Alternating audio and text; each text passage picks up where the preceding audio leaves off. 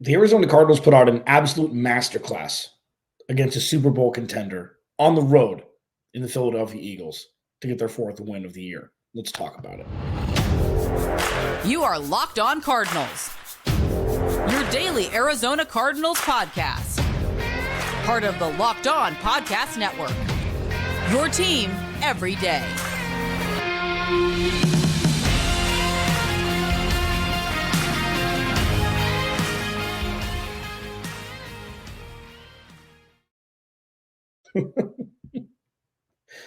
The hell was that? Alex Clancy, Locked On Cardinals. Cardinals get a dub, 35-31 on the road at the Link in Philly for the fourth win of the year. All of those things. We'll talk about it all. We'll talk about Kyler Murray. We'll talk about James Conner. We'll talk about the defense. We'll talk about the draft order and everything in between on this very special Locked On Cardinals. What a way to transition into 2024 with a signature win by the Arizona Cardinals in the way that they did it. This isn't like the Cardinals were supposed to lose by 100. It's unbelievable that they won. There was always that little sneaking suspicion in the back of your head where it's like, I mean, the Eagles' defense has been pretty bad, especially against the pass. And the Cardinals have been getting better with Kyler Murray, starting to get more comfortable. And James Conner's been playing out of his mind. And Greg Dortch has really shown up. And it's like, you could see a world where the Cardinals would get a dub in Philly. But nobody expected it to happen. And what we saw, what we witnessed over the last 3.5 hours was what the future of the Arizona Cardinals could look like. The fact that the Eagles let the Cardinals beat them, not let, I give you permission to score more points, inevitably resulting in a loss where you guys can get a dub. A shame on the Eagles for allowing this to happen. Because you look at the Cardinals and you look at a couple key things that we saw today. And I'm recording this on Sunday. If you see it on Monday, it'll be my Monday podcast. But I'm not going to, theater of the mind it for you today. I'm recording this right after the damn win. First off, this episode of Locked On Cardinals is brought to you by Prize Picks, the easiest and most exciting way to play daily fantasy sports. Go to prizepicks.com/LockedOnNFL and use code all lowercase LockedOnNFL for a first deposit match up to $100. Please follow me on Twitter at Clancy's Corner. Go to the YouTube channel, search Locked On Arizona Cardinals, hit that subscribe button, turn notifications on so you can see my big dumb face talk about the Cardinals. And so pivoting back, we saw so many things that the Cardinals needed to see as we wind up the 2023 season. I discussed this on Friday's show. There are a couple players that were kind of on the fence-ish regarding their future with the team. Kyler Murray, not as much, but still, he was in that conversation. Him, Greg Dortch, Rondale Moore, DJ Humphries, Zaven Collins, guys like that. And what we saw today was unequivocally, for better or worse, DJ Humphries and Zaven Collins, not. DJ Humphries went out with an injury. Maybe his last game with the Arizona Cardinals. And on the other side, Greg Dortch made another massive play that set up the game-winning touchdown. Kyler Murray was perfect for the most part in the second half. And after the pick six, 98-yard pick six early on in the game, the Cardinals were the better team the entire game. And they've got almost no NFL talent on defense. And sure, they gave up a 31 burger. 6 of it was the pick six. So they gave up whatever that is, 24 points. But still, the amount of talent the Eagles have on their roster, 1-53 on game day, compared to the Arizona Cardinals, there is no reason we should be having this conversation. Why are we having this conversation now? Jonathan Gannon has had this team ready to play every game in the 2023 season. Drew Petzing's offense, the Cardinals were on the field for 23 minutes in the first half out of 30. The best offense or the best defense they knew going into the game was keeping the offense of the Eagles on the sidelines. They settled for 3 a couple times. There was that interception on the miscommunication between Michael Wilson and Kyler Murray. And then they just scored touchdowns in the second half. Against a team who traded for Kevin Byard. Against a team who signed Shaq Leonard. Against a team who needed every free agent to be able to remain competitive. And they're still losing games to a team that had no business winning 2 games this year, let alone 4. That is a testament to Jonathan Gannon, Drew Petzing, and probably the honorable mention is Nick Rallis here, because look at who they have in their cornerback room. Starling Thomas was their CB1 today. He had a great play downfield later in the game. Budda Baker and Jalen Thompson were ball hawking. The pass rush was non-existent.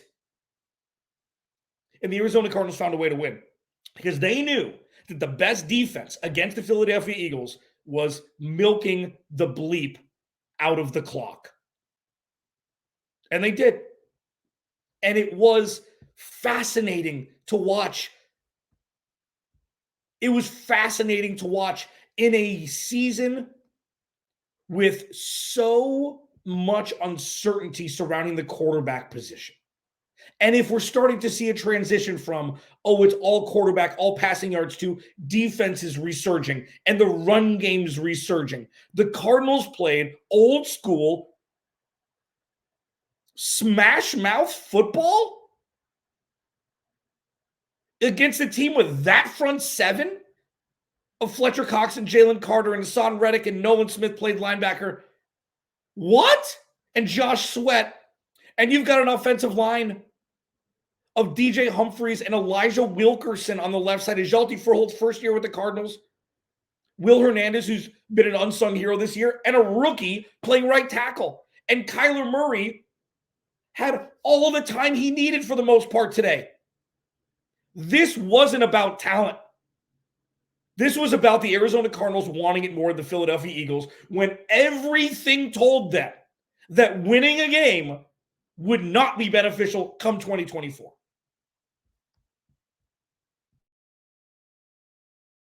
Aside from the fact that this win is the greatest form of proof of concept that we've witnessed all season. Everydayers, you've heard me talk about proof of concept. Drew Petzing's offense, Nick Rallis having the defense prepared and ready to play on game day, regardless of what talent is on or not on the field. Buckle up, because this could be the most fun run in the history of the Arizona Cardinals organization. Alex Clancy, Locked On Cardinals. Thanks for making Locked On Cardinals your first listen, free wherever you get your podcast and on YouTube. We got to talk Kyler Murray. A lot of it. And I'll do it as we roll on here. Your team every day.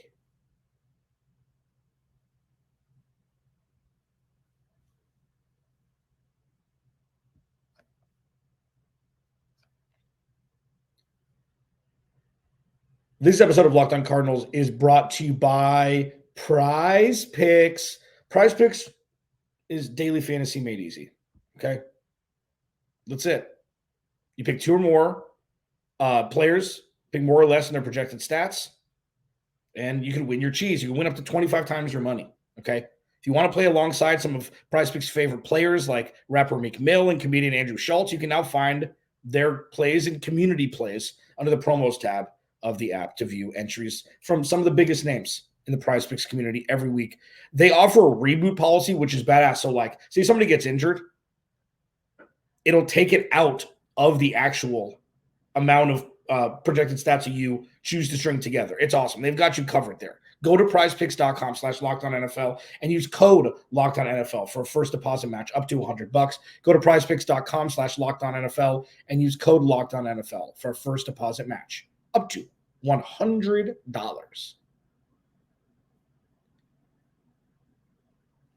Alex Clancy, Locked On Cardinals. Wow, what a win. 35-31. Cardinals win. a couple boxes have been checked. One, and let's just hit it. Kyler Murray had can you call it a throwback performance because we haven't seen him really play in a year? We haven't seen the real Kyler Murray. The offensive line, best game of the year against potentially the toughest front seven that they've had to face. Doesn't make any sense. It's Looney Tunes. Doesn't make any sense. But you saw today what Kyler Murray is capable of when he actually has time. He knows the offense now. It's in full swing. He played an incredible game. 25 of 31, 232, 3 touchdowns, and that pick. He had a couple really well-timed runs to keep the ball moving down the field. He had 24 yards rushing on 5 attempts. Like, that's kind of what you want. I've said this multiple times, and I'll continue to say it.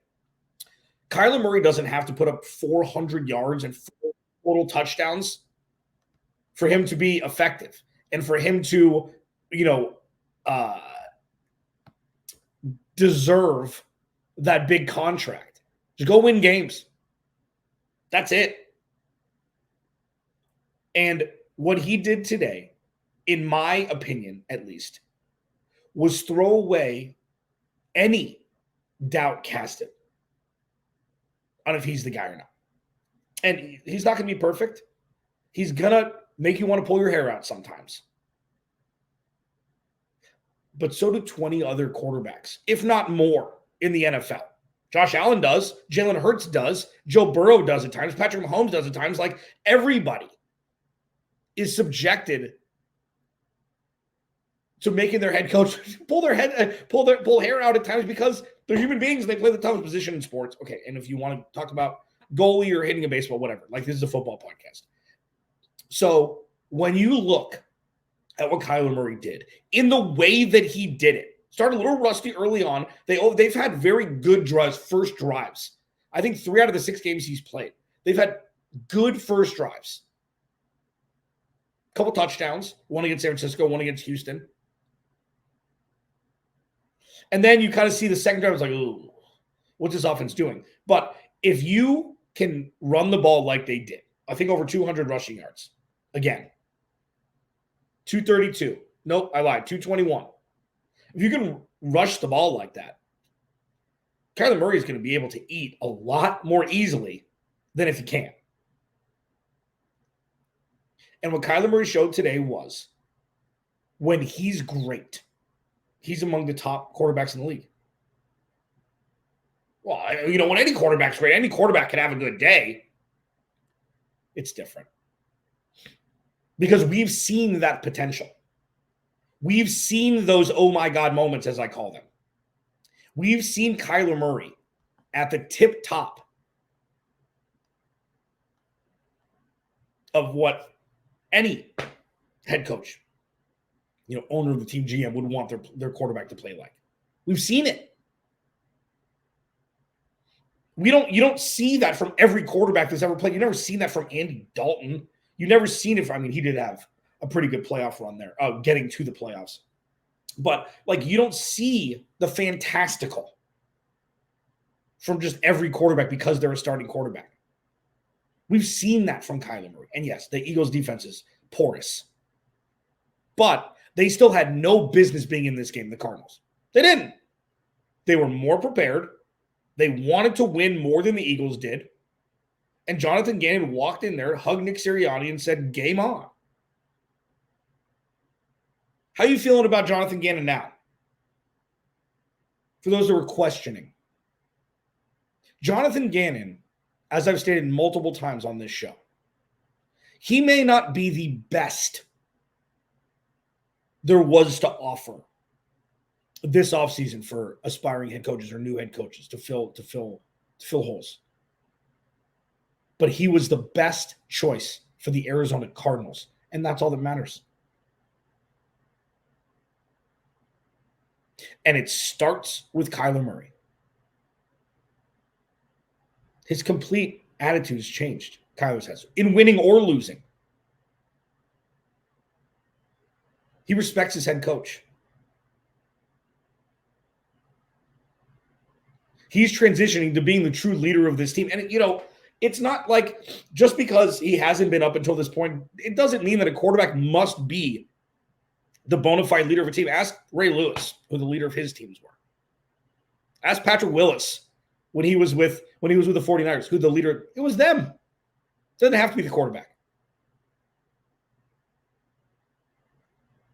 But if he shows up and plays the way he did today, more times than not, the Arizona Cardinals are going to be in a very, very good position moving forward.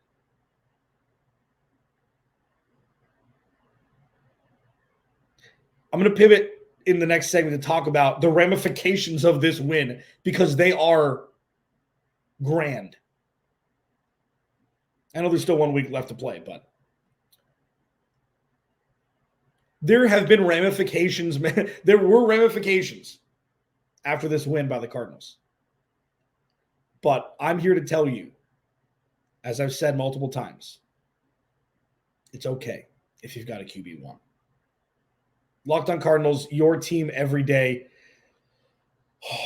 Big picture stuff I'll discuss next as we roll on here on Locked on Cardinals. This episode of Locked on Cardinals is brought to you by FanDuel. The NFL regular season's wrapping up, but there's still time to get in on the action with FanDuel, America's #1 sportsbook. Right now, new customers get $150 in bonus bets guaranteed when you place a $5 bet. That's $150 in bonus bets, win or lose. The app is so easy to use, and there's so many different ways to bet, like live same-game parlays. Find bets in the new Explore tabs. Make a parlay in the Parlay Hub, the best way to find popular parlays, and obviously so much more. So visit FanDuel.com/lockedon and make your first bet a layup. FanDuel, official partner of the NFL. Cardinals win 35-31.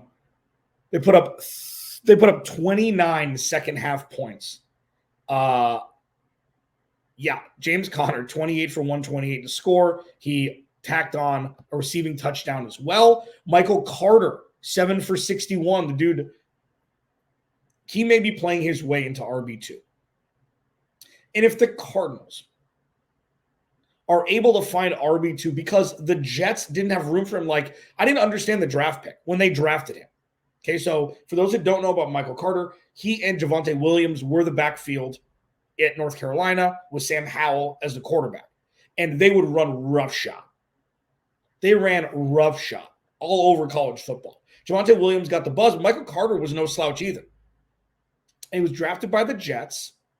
I think it was after they signed, I can't remember if they signed Le'Veon Bell. There was another running back there. Then they drafted Breece Hall, so it's like, what's going on here?